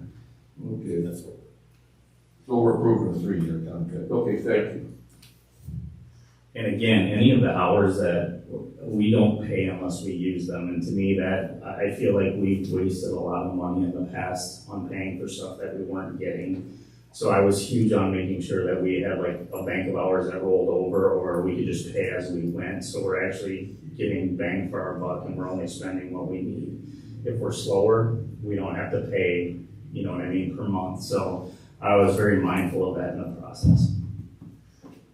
Thank you, Mr. Lord. One of the items I think he was talking about before too was the proximity. These are a local company that he's worked with before, so he's got some good experience with them, and so I would make a motion to approve this 3-year contract.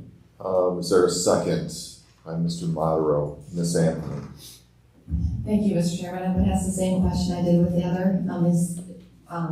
Is there room in the budget, or is there money in the budget to be able to support that over a 3-year term? This will technically be less than what we were paying for IT services, and that's because we were paying a set amount every month. And $75 an hour for IT is exceptional. Where I came from, it was $150 per hour just to have us walk in the door. So we're getting a really great rate, and we're only paying if we need to. Now, one thing I would like to disclose, and hopefully we never have to use this, and again, it's a great rate, but any after hours or weekend or holiday work is $95 per hour, which again is still exceptional. Anything else, Ms. Anthony? Mr. Hart? Just to clarify, the 156, that was predicated on 20 hours a week, did you say? And the 3-year contract here with Three Rock for 243, that's based on The 243 that I put in there is we were looking for up to 40 hours of training and game planning for the next year or whatever. I feel like once we start to get some of this under control, like we're busy right now, but it'll eventually start to level out a little bit. So their number is probably closer than what mine is. I just put it in there that way if we went above and beyond, it was in there. So I was just trying to be transparent that if we used it, but we work pretty well together, and they're already familiar with the county, so that helps a lot of the learning curve as well. So. Thank you. Anyone else? Seeing none, Madam Clerk, please take roll. Larry Childers. Aye. Scott Helms. Aye. Jackie DeMeester. Aye. Steve Frick. Aye. Brian Grant. Aye. Tim Whalen. Aye. Ronnie Bush. Aye. Luann Hayes. Aye. Casey Anthony. Aye. William Hadley. Aye. Jim Hart. Aye. Kurt Copeland. Aye. Adam Monero. Aye. 13 A, 0 nay, motion carries. All right. Any other information out of your committee, Mr. Jokers? No, that is all. It's fine, thank you. All right, thank you. We will move on to court services. Mr. Bush, looks like you have Mr. one. Chairman, I have a question. Of course, Ms. Anthony, go ahead. Just a quick question. I'm just wondering what the status is of allowing or getting back access for virtual options for committee meetings.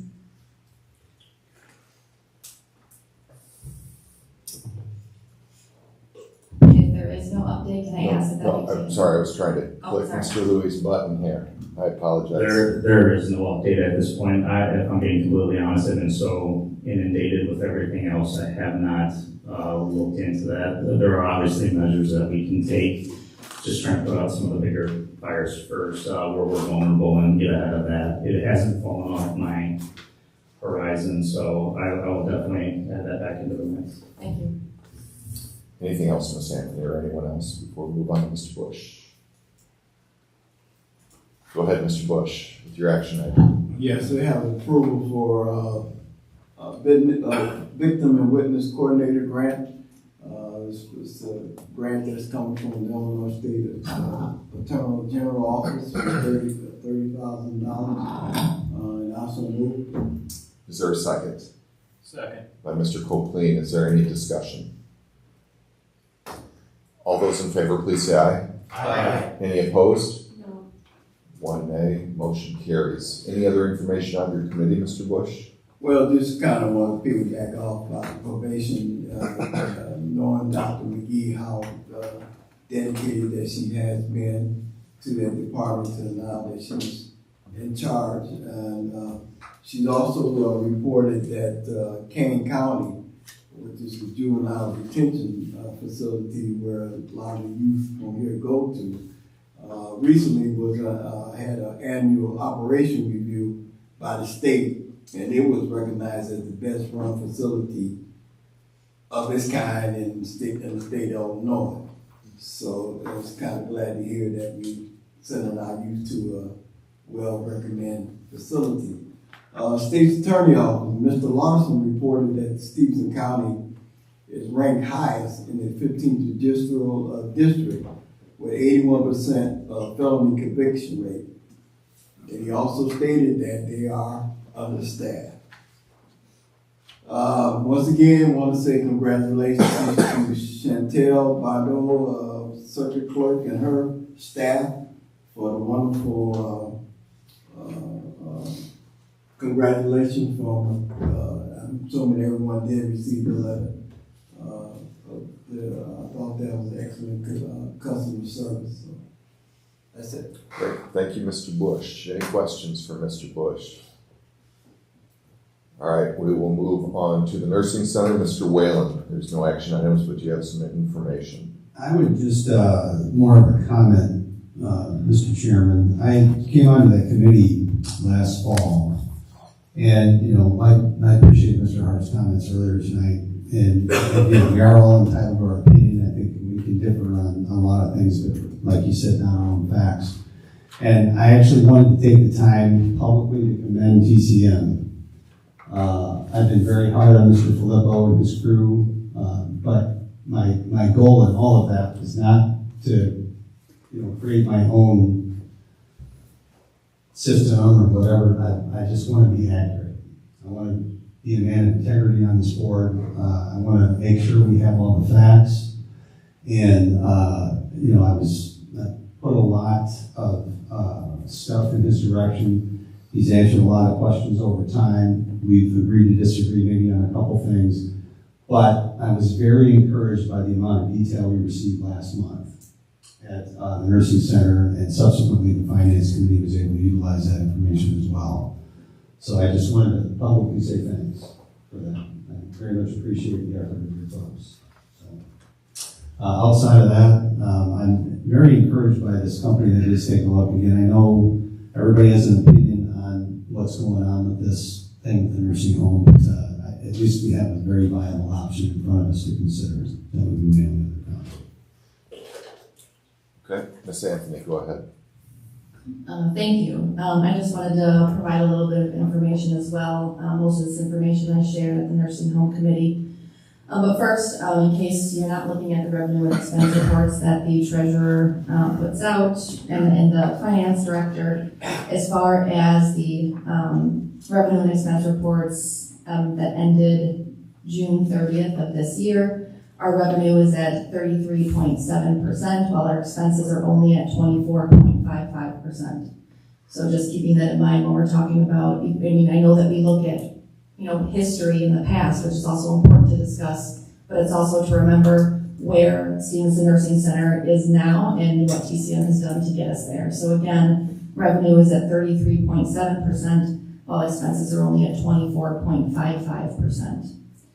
I also want to talk, when we were getting the Helios update, we talked about what was discussed, how they have taken over buildings and brought them up with star ratings and things of that nature. That's exactly what we hired our management company to do, right? So they have come in, and it's not just our facility that they've done that with, but they've come in and taken facilities from 1-star ratings and increased them from anywhere from 2 to 4. It takes years to do that. At this point, we started at 1, and TCM has brought, quality of course is really important, but staffing is as well. How many people are there at one time to take care of our community members? So just keeping that in mind as well when we're talking about other companies, that is exactly what we hired TCM to do while we continue to operate this for our community. Which brings me to my last point, which I brought up at the Nursing Home Committee. I brought up multiple times that we should leave it to the public.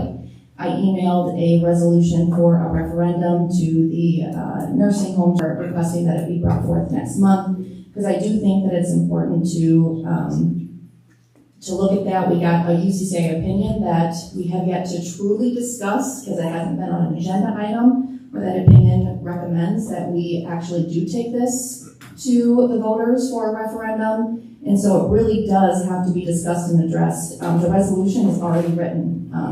I've sent it off, and so it's not going to take any work to do so. So again, I strongly suggest that we do so.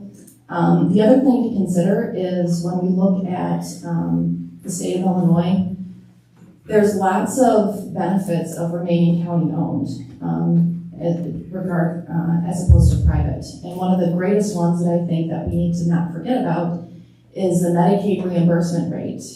If a private company takes over, that is a $210 rate decrease, approximately, with what the rate we're getting right now. And so we are getting reimbursed at a much higher rate for managed care Medicaid than any private equity firm would ever be able to do. And so there is a push from the state of Illinois to maintain county-owned homes, regardless of what our personal opinion is, and regardless of the fact that there's only a few remaining left in the state of Illinois. Those are all facts. I totally get that. But the state of Illinois has made it clear that they want to invest in county-owned homes. Again, approximately 210 rate increase that we're getting that other homes that aren't county-owned are getting as far as managed care Medicaid. So those are just a couple other facts that I wanted to point out. That's all I have. Thank you. Mr. Joe Gerst. Thank you, Chairman. I had a couple comments on that. I do agree with Ms. Anthony about the rate thing, but that would really be up to the private company to make that work, and it sounds like they are able to make that work. As far as the referendum, there's some positives to that, to let the public have input on that, but there's also some negatives, and we need to talk about those. If you think about the Article 4, Section 4 in the Constitution, it talks about the fact that we are have a Republican form of government. So what that means is this board was elected to represent our constituents, and we have the responsibility to dig into the details on every issue and make the best decisions for the county. The problem with some referendums is the issue can be very complex or portrayed to be complex, and the general population has not dug into the details to make the correct decision. Our state's attorney has said a referendum is not needed, and I believe he is correct in this manner. If a future ruling is made in court that says we must have a referendum, I think we need to be honest with the taxpayers and explain what other county departments will be cut and by how much to keep the nursing home solvent. Maybe this new rate thing that keeps going on, that the state is raising the rates all the time, maybe that'll kind of get things balanced out, but I got one more point, so bear with me. As an engineer, we do a lot of problem solving, looking for the root cause. And this is a prime example of where we're at with this nursing home. Many times there's more than one cause, but in the case of the nursing home, the root cause is the county is not mandated or qualified to run a nursing home and should not be involved. This root cause settles and makes mute all other talking points and arguments. Many years ago, establishing a county nursing home was the right and compassionate thing to do when no other entity was available to meet that need. And that is why our ancestors chose to have a county nursing home. I am sure they didn't intend for us to ignore changes in this healthcare sector. It was meant to be a temporary solution. But like most temporary government solution, it has become a sacred monument. Now is the perfect time to sell it to a reputable company so it can stay open. Thank you. All right, we will move on now to Mr. Frick in Planning and Development. No action items, any information on your committee? Thank you, Mr. Chairman. Thank you, Mr. Chairman. We have no other information at this time. All right, thank you very much. We'll then move on to Mr. Brandt and Public Works. Again, no action items, any information? Thank you, Mr. Chairman. I wanted to take a quick second to update everybody about our new pet registrations in animal control. Thank you to Mr. Lloyd. We are now online and can take credit cards. It's a much improved system from what we were doing, and I just wanted to make sure everybody was aware that that's out there now. So it is live, and you can go to our website and get to the link, or the QR codes are being distributed throughout the county, which should help as well. So thank you, Mr. Chairman. Thank you, Mr. Brandt. Ms. Anthony. That's fantastic, and I am sorry that I'm never really able to make a public works meeting. So my questions, I'm sure they were answered in your committee. But how are those QR codes being distributed?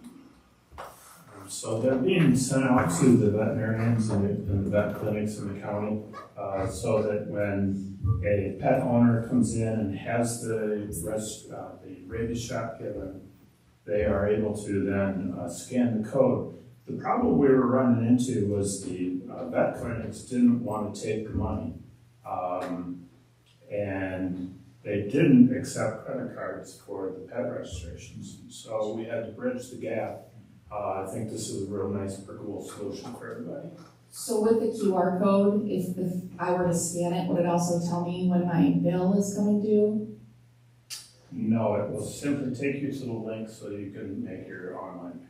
Okay, so I guess my last question, if you'll indulge me, is I have pets. I have not received a bill in probably over 5 years. And has that been discussed? And I'm sure that I can't be the only person. It has been discussed, and we are working on that, definitely. Okay, thank you. Thank you. All right, we will then move on to public comment. Again, you'll be limited to 3 minutes. If you please state your name for the record. Stacey Anthony. I just wanted to come up here. I think that whenever someone on this county board gets recognized for something in our community, I think that we should celebrate that.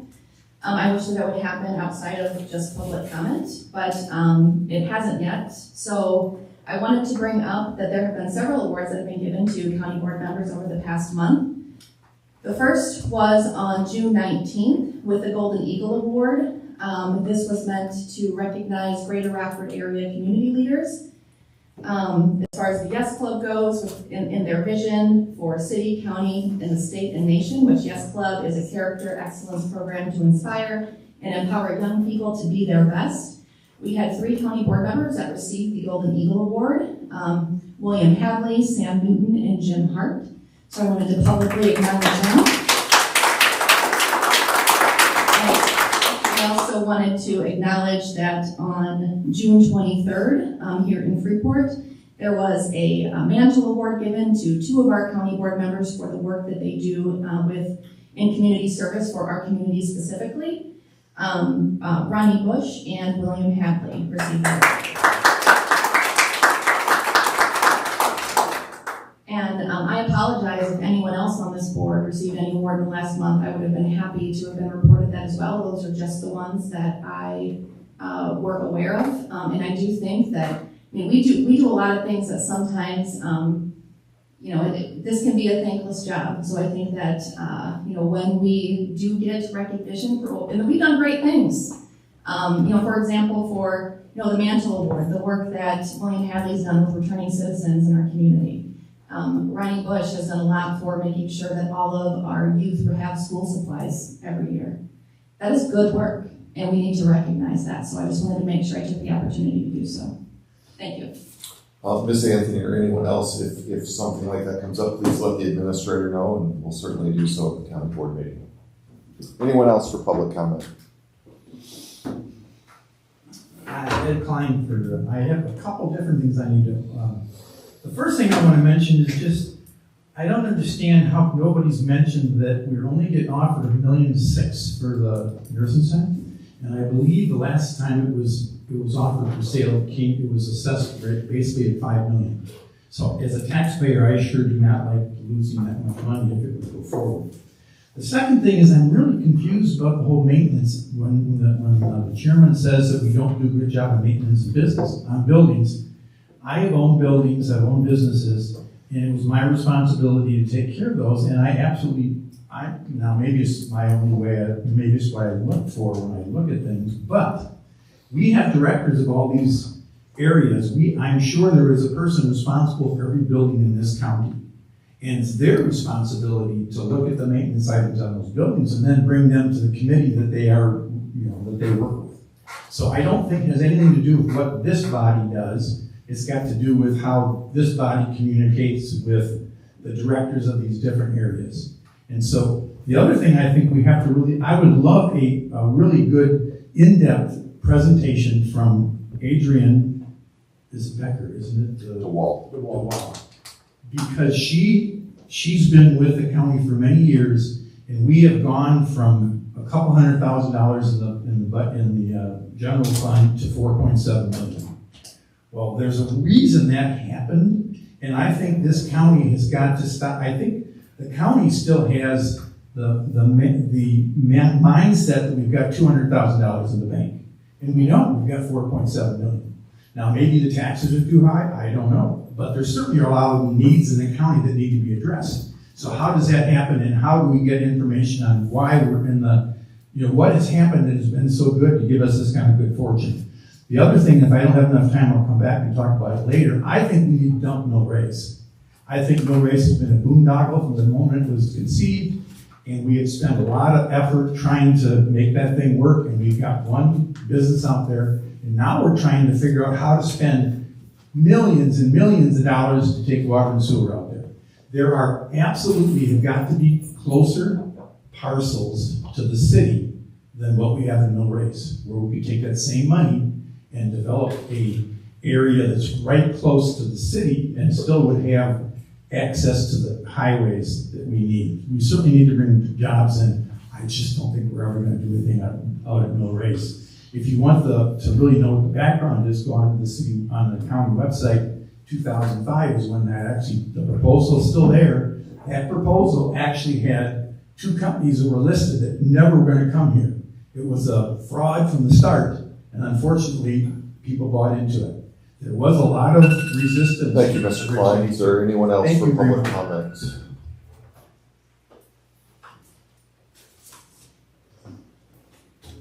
Okay, I'm Laura Youngblood. I just want to acknowledge that Helios did not really answer Casey Anthony's question about selling the real estate that Walnut Acres sits on.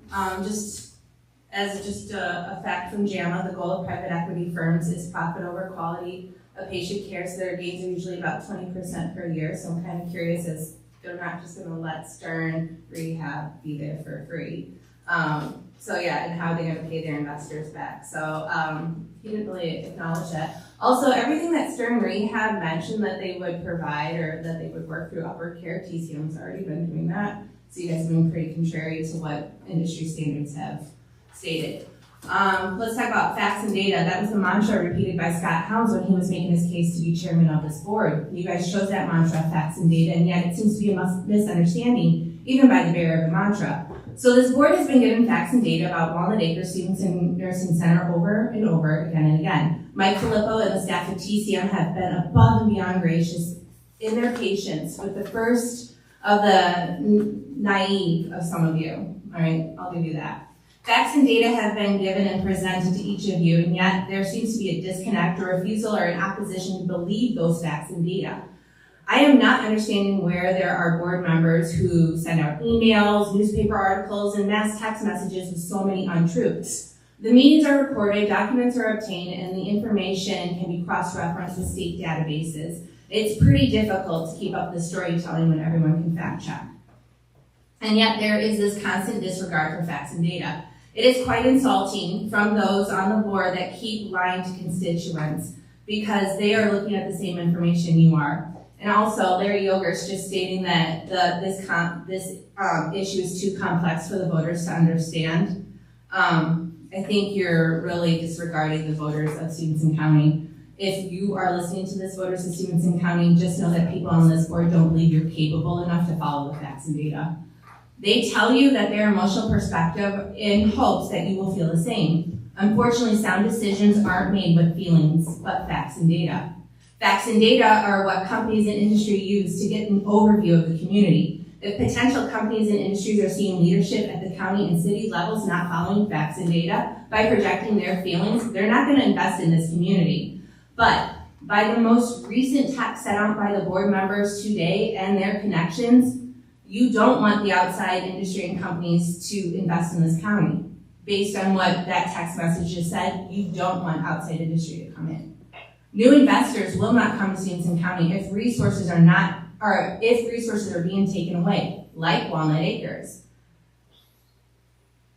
If community cannot take care of each other, it will not grow. My question to the 10 people on this board who voted for the person, thank you. Thank you, Ms. Youngblood. Is there anyone else for public comments?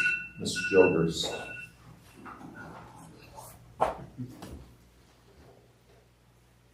Larry Jokers, County Board. I'd just like to clarify the facts and data here for somebody. What I said was the problem with some referendums is the issue can be very complex or portrayed to be complex, and the general population has not dug into the details to possibly make the correct decision. I didn't say it was too complex for them. I don't think they took the time to dig into it. So I just want to clarify what was just said. Thank you. Anyone else for public comment? Okay, seeing that, we will move on to new business. Before us is an amendment to the county's liquor code. This came forth actually earlier this month. There was a establishment in Warren that was sold and purchased by a group whose manager lives approximately 10 minutes away. However, they live in Carroll County and not in Stephenson County. The code currently states that you must reside within Stephenson County. What we're attempting to do and what the amendment is to add the language "and contiguous with Stephenson County." So what we're trying to do is just add Carroll County, Ogle County, Winnebago County, Joe Davis County. Correct. You still need to be in Illinois, so it would exclude anyone from Greene County and Wisconsin. But this could have been a major hiccup in the purchase of this business. But literally, the person lived 10 minutes away from the establishment, but out of the county. So with that, before we discuss it, is there a motion to approve? Motion. By Mr. Copeland, is there a second? Second. By Mr. Brandt. Mr. Hart. I'm just curious, is this a license for an individual we're talking about? Liquor license, yes, for the establishment. For the establishment. Correct. So the manager living outside the county, how does that interact with the liquor license? in the, The code states that the manager of the establishment must live within Stephenson County. okay. So I apologize if I wasn't clear. No, I think you probably said that. It's probably rolled over my head. I believe, and I can't speak to why it originally stated to live in Stephenson County, but as the Liquor Commission discussed, we certainly wouldn't want a manager to live in, say, Cook County, or operate in Stephenson County. The idea is to be in the county, be available, but it seemed to make sense to add contiguous counties. As I said, literally, this person lives 10 minutes from the establishment, but they'd be excluded because they're not within Stephenson County. Right. Yeah, that doesn't make any sense to me. Thank you, Chairman. You're welcome. Ms. Anthony? Thank you, Mr. Chairman. I certainly support this. I just have a clarifying question because I know that establishment in Lauren has been taken over from John now for a little while. So was there anything that was put in place for, like, how are they continuing to provide liquor in the process of? I'll let the county clerk mention that. Silver Road by Mr. Knapp, I believe, was operating until,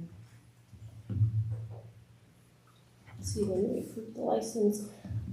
He was operating until the sale, and when the sale happened, the establishment was actually closed down. You could see that from their Facebook page that their doors were closed until they got the liquor license. Does that answer your question? So how did they get the liquor license before this was changed today? They went another route, and they found a manager within Stephenson County. Okay, thank you. Yep, fingerprints, everything has went through. So the owner's daughter is actually the one they would like to have managed. She lives at Lake Carroll. They found someone living in Pearl City to manage it at this time. Mr. Hart. I don't know if an amendment would be appropriate. Could you push your button on there? There you go. I don't know if an amendment would be appropriate at this point, but I don't even see a need for the contiguous counties. I mean, if I'm thinking someone wants to manage one of our establishments that lives in Monroe, for instance, Wisconsin, why not? It just seems like an artificial, unnecessary regulation. Just my opinion. Should I make a motion, or can I? You can make a motion to amend if you'd like. Well, I'd like to make a motion to amend to exclude any counties or the term contiguous. I just don't see a need for that. Before we get a second, let me just read it for you as it currently is. The continuous maintenance of the domicile within Stephenson County for a period of 1 year or more shall be prima facie evidence of residency. That's how it currently is. Now, the amendment that we're proposing is that are within Illinois, state of Illinois, and contiguous with Stephenson County. So I'm not telling you to not do it. I'm just explaining how it reads currently. Right. I would, my motion would be to strike the in Illinois and contiguous counties. Again, I just see it as unnecessary regulation. Okay, so currently there is nothing with contiguous counties in the code. Right. So just striking within Illinois. Within Illinois. Okay. Is there a second to the motion? Seeing there's no second, it lacks, or dies, I'm sorry for lack of a second. Back to the original motion. Is there any further discussion? Ms. Hayes, let me get you here. Go ahead. Yes, I'm just a little confused. You said that the bar in question is in Warren? No, Lauren. Oh, Lauren. Lauren. I'm like, there's no way, that's not even in our county. That's right. Why do we? Warren makes a lot more sense. Thank you. Any other discussion? Okay, seeing none, all those in favor, please say aye. Aye. Any opposed? No. 1 nay, motion passes. Is there a motion to adjourn? So moved. By Mr. Bush, is there a second by Mr. Second. Hart? Any discussion? All those in favor, please say aye. Aye. Any opposed? Thank you, everyone. Jackie.